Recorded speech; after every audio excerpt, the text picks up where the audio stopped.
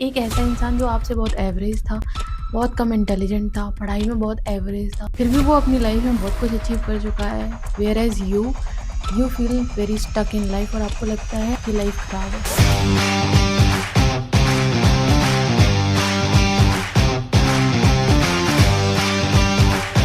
सो hey everyone, मेरा नाम है श्वेता और आज हम बात करने वाले हैं why we feel stuck in life. आपने कभी स्टकनेस फील करी? आपको लगता है कि कोई भी चीज़ जो आप कर रहे हो उसमें सिर्फ और सिर्फ फेलियर मिल रही है, आप सिर्फ ज़िंदगी में अटके हुए हो, जो भी चीज़ें आप कर रहे हो वो वर्क ही नहीं कर रहा है। फीलिंग स्टक कोई वीकनेस नहीं है। अकॉर्डिंग टू साइकोलॉजी ये एक सिग्नल होता है कि आपका body, mind and emotion align नहीं है। जब आप रिपीटेड एफर्ट के बाद भी प्रोग्रेस नहीं कर पाते हो, तुम लर्न होपलेसनेस डेवलप कर लेते हो। इस कॉन्सेप्ट को मार्टिन सेलिग्मैन ने स्टडी किया है और वो बताते हैं जब तुम होपलेसनेस को एक्सेप्ट कर लेते हो तो तुम्हें लगता है कि जो भी तुम एफर्ट कर रहे हो, जो भी चीजें तुम कर रहे हो, वो कुछ भी वर्कआउट नहीं कर रहा है। तुम कुछ भी करोगे उससे फर्क ही नहीं पड़ेगा। जब तक ये बिलीव ऑफ होपलेसनेस नहीं टूटेगा तब तक आप आगे मूव नहीं कर पाओगे। मॉडर्न साइकोलॉजी एंड न्यूरोसाइंस कहता है कि क्रोनिक स्ट्रेस आपकी बॉडी को एक फ्रीज मोड में ले जाता है, जिसमें आपकी body fight, flight and freeze mode में बिहेव करना स्टार्ट कर देती है। इसमें आपकी मोटिवेशन खत्म हो जाता है, आपका डिसिप्लिन खत्म हो जाता है और आपकी डिसीजन मेकिंग एबिलिटी खत्म हो जाती है। सबसे पहले आपकी बॉडी को काम फील करना पड़ेगा, उसके बाद ही आप इस चीज से बाहर निकल पाओगे। आपने कभी सोचा है कि ये चीजें स्टार्ट कैसे होती हैं? ये चीजें स्टार्ट होती है इमोशंस को सप्रेस करने से। जब भी कोई इमोशन बाहर नहीं आता है, जब आप किसी से अपनी बात नहीं कह पाते हो, तो ये सारी चीज़ें आपकी बॉडी के अंदर स्टक हो जाती हैं और जो भी चीज़ें आप फ़ील करते हो, वो कहीं न कहीं आपके बॉडी के अंदर स्टक होना स्टार्ट हो जाती हैं, जिससे कि आपके मोटिवेशन ख़त्म हो जाता है, आपकी डिसीज़न मेकिंग एबिलिटी ख़त्म हो जाती है, आप लाइफ़ में स्टक फ़ील करना स्टार्ट कर देते हो। कॉग्निटिव साइकोलॉजी ये कहती है जब भी आपके पास ऑप्शन बहुत ज़्यादा होते हैं, जिसकी वजह से आपको डिसीजन लेना मुश्किल हो जाता है और जिसे हम बोलते हैं डिसीजन पैरालिसिस। इसमें आप सोचते बहुत हो लेकिन एक्शन बहुत कम लेते हो। और इसको चेंज कैसे कर सकते हैं? सबसे पहले ये सोचना स्टार्ट करो, जो भी स्टकनेस आप फील कर रहे हो वो कोई ट्रैप नहीं है जिसमें आप हमेशा फंसे रहोगे। आप अगर सही तरीके से अपनी लाइफ को लीड करना स्टार्ट कर दोगे और चीज़ों को अलग तरीके से लेना स्टार्ट कर दोगे, सोचना स्टार्ट कर दो, अपने बिलीफ सिस्टम को चेंज करोगे, अपनी हैबिट को चेंज करोगे, आप ये कंटिन्यूअस लूप से बाहर आ जाओगे। जब भी आप ये कहते हो मेरे से कुछ नहीं होगा, मैं फेलियर हूँ, हमेशा याद रखिए किसी भी एग्जाम में फेल हो जाना एक सिर्फ एक सिचुएशन है, तो उसको पूरी तरीके से एक्सेप्ट करना ये आपके माइंड के ऊपर डिपेंड है। आप अपने आप को फेलियर ना बोल के ये बोले कि इस बार मैंने एफर्ट थोड़ा कम किया था, अगली बार मैं ज़्यादा एफर्ट लगाने की कोशिश करूँगी और अपनी लाइफ में आगे बढ़ने की कोशिश करूँगी।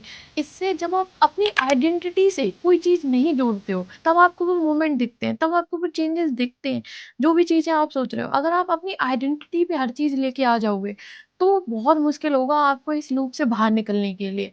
तो सबसे पहले जब आप हारते हो, जब आप गिरते हो, जब आपसे कोई गलती होती है, बोलो ये सिर्फ़ एक सिचुएशनल था, ना कि मैं ऐसा हूँ, ना कि मैं फेलियर हूँ। क्लिनिकल साइकोलॉजी में एक कॉन्सेप्ट होता है जिसे बोलते हैं बिहेवियरल एक्टिवेशन, जिसमें आप अपने बिहेवियर्स को एक्टिवेट करते हो। वो कैसे? सबसे पहले एक्शन लेना स्टार्ट करो।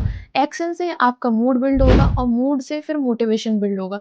लेकिन जब आप किसी काम को करने के लिए मोटिवेशन का वेट करने लगते हो और एक्शन पे ध्यान नहीं देते हो, तो आप कंटिन्यूअसली उस लूप में फँसे रहते हो और स्टक फ़ील करते रहते हो। तो इसलिए सबसे पहले आपको एक्शन पे फ़ोकस करना है। Action build mood and mood build motivation. सबसे पहले एक छोटा-सा एक्शन लेना स्टार्ट कर दीजिए कि मैं 5 मिनट में क्या कर सकता हूँ, मैं 2 मिनट में क्या कर सकता हूँ। इस तरीके से एक्शन लीजिए कोई भी। उससे आपके इमोशन चेंज होंगे और उससे ही आपका मोटिवेशन आएगा। जब आप रिपीटेड मैनर में एक चीज़ करते हो तो आपको आगे करने के लिए मोटिवेशन आता है। मैंने भी जब ये यूट्यूब चैनल स्टार्ट किया, it's a very slow process और ये बहुत रिगरस प्रोसेस है। लेकिन उस एक्शन के लिए मैं कभी रुकी नहीं हूँ। आपको वो कंसिस्टेंसी बिल्ड करने से ही मोटिवेशन मिलेगा और मोटिवेशन से ही आपके दोबारा एक्शन करने का आपको मोटिवेशन मिलेगा। तो वैसे भी बोलते हैं कि मेरे मोटिवेशन के लिए आप लोग लाइक एंड सब्सक्राइब ज़रूर कर देना चैनल को। जब भी आप स्टक फ़ील करते हो, याद रखना आपकी बॉडी की इनएक्टिविटी से भी एक एस्पेक्ट निकल के आता है। जब आप बहुत ज़्यादा मूवमेंट नहीं करते हो, जब आप एक्सरसाइज़ेज़ नहीं करते हो, तो आप स्टक फ़ील करना स्टार्ट कर देते हो। जिससे क्या होता है कि आप जो भी कुछ कर रहे हो, उसमें आपको लगता है कि उसमें कोई प्रोग्रेस नहीं हो रही है। जब आप कंसिस्टेंसी से 2 महीने, 4 महीने जब वो चीज़ करते हो, आपकी बॉडी में डिफरेंसेस दिखते हैं और आपके माइंड में भी डिफरेंसेस दिखते हैं। तो इसलिए अगर आपको स्टकनेस से डील करना है तो आपकी बॉडी एक्टिविटी का मूवमेंट बहुत ज़्यादा होना ही चाहिए। जब आपकी बॉडी हेल्दी फील नहीं कर रही है, तो आपका माइंड भी हेल्दी फील नहीं करेगा, और जब बॉडी और माइंड दोनों अनहेल्दी हैं, तो कहीं न कहीं इसका इम्पैक्ट जो है इमोशंस पे आएगा ही आएगा। जब आपको स्टकनेस से बाहर निकलना है, तो हमेशा स्टार्ट करो कि ग्राउंड लेवल से स्टार्ट करो। ग्राउंड लेवल पे आप क्या चेंज कर सकते हो? आप अपनी बॉडी का मूवमेंट जिम करो।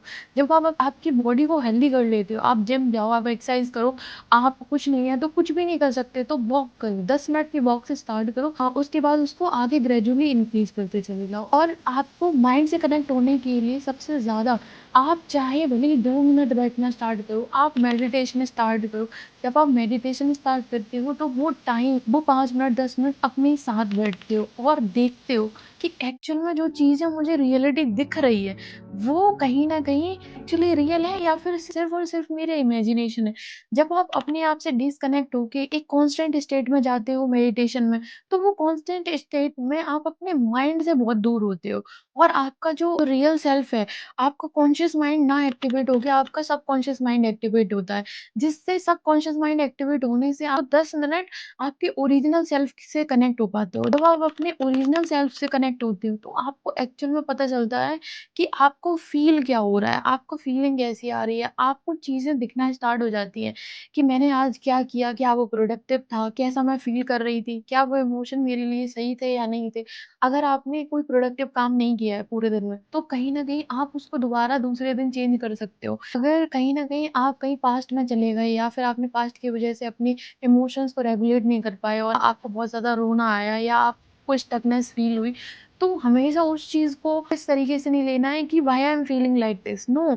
हमेशा उस चीज़ को एक्सेप्ट करो, okay I am feeling like that, शायद मैंने पास्ट के बारे में ज़्यादा सोच लिया, इसलिए I have to be in present. किसी भी चीज़ का क्योर तभी मिलता है जब आप उस प्रॉब्लम को रिकॉग्नाइज़ करते हो, और जब एक बार प्रॉब्लम रिकॉग्निशन हो जाता है कि अगर आपको अच्छा फ़ील नहीं करता है, क्योंकि जब आप पास्ट में जाते हो, आपका पास्ट अच्छा नहीं था और आप उसमें स्टक फ़ील करते हो, तो आप कोशिश ये करोगे अगली बार से कि आप प्रेज़ेंट में रहना स्टार्ट करो। आप एक चीज़ कर सकते हो जो मेरी लाइफ़ में बहुत ज़्यादा हेल्प की है, वो ये है कि अपनी लाइफ़ में जर्नल मेंटेन करना स्टार्ट करो। जो भी चीज़ें आप फ़ील कर रहे हो, इवन इमोशंस फ़ील कर रहे हो, जो भी चीज़ें आपने की, आपकी प्रोडक्टिविटी लेवल क्या है, आपका इमोशन, आपके 2 चार्ट होने चाहिए, एक प्रोडक्टिविटी चार्ट, एक इमोशन चार्ट।